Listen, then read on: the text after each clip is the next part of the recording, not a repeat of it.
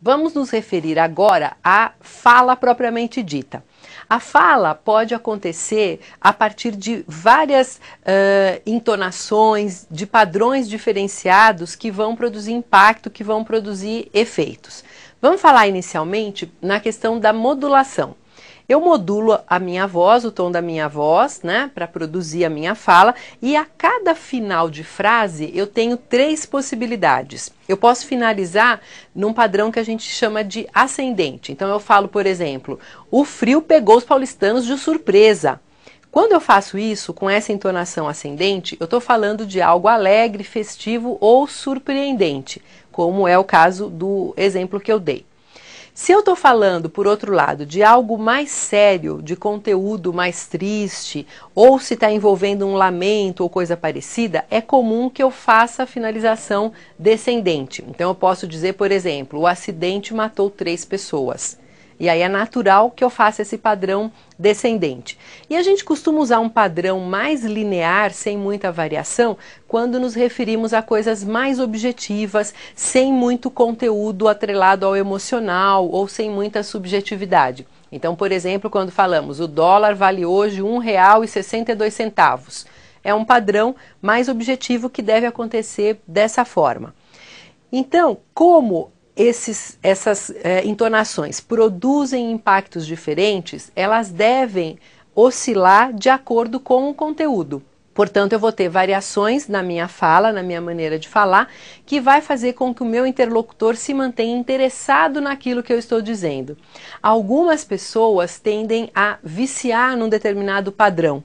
E aí essa forma engessada, previsível, ela passa a chamar mais a atenção do que o conteúdo que a pessoa está utilizando eventualmente na sua comunicação. O importante é que haja essa variação.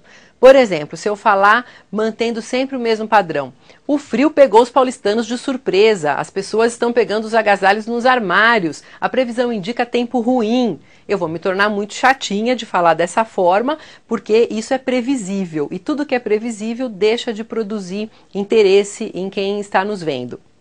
Em termos de pausa, a pausa na nossa fala ela é muito importante. A pausa ela tem uma conotação didática. Então eu faço pausas para garantir que as pessoas que estão me ouvindo estão entendendo aquilo que eu estou dizendo. Portanto, quanto mais eu julgo o meu interlocutor necessitado de explicações, mais pausas eu vou utilizar. Quanto mais eu identifico que ele tem facilidade para me entender, a tendência é que eu utilize menos pausas. A gente deve dosar essas pausas para que a gente atinja de maneira eficiente o nosso interlocutor, separando blocos de significado, para que ele realmente tenha a oportunidade de acompanhar o nosso raciocínio. Não é interessante truncar uma informação sem que ela tenha sozinha um significado. Portanto, assim, não é comum a gente utilizar as pessoas voltaram para casa. A hora que eu uso essa pausa inadequada aí, o segmento as pessoas não tem significado nenhum. Portanto, quem me ouve vai perceber que tem alguma coisa de artificial na minha maneira de falar, na minha forma de me colocar. Se eu uso pausas excessivamente, eu posso passar para o meu interlocutor a impressão que eu acho que ele precisa de muito auxílio para me entender e ele pode se sentir desconfortável.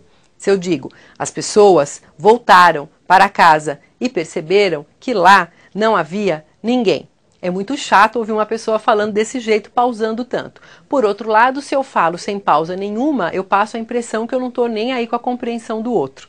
Então a pausa é um elemento importante e deve ser utilizado para marcar a importância dentro do discurso.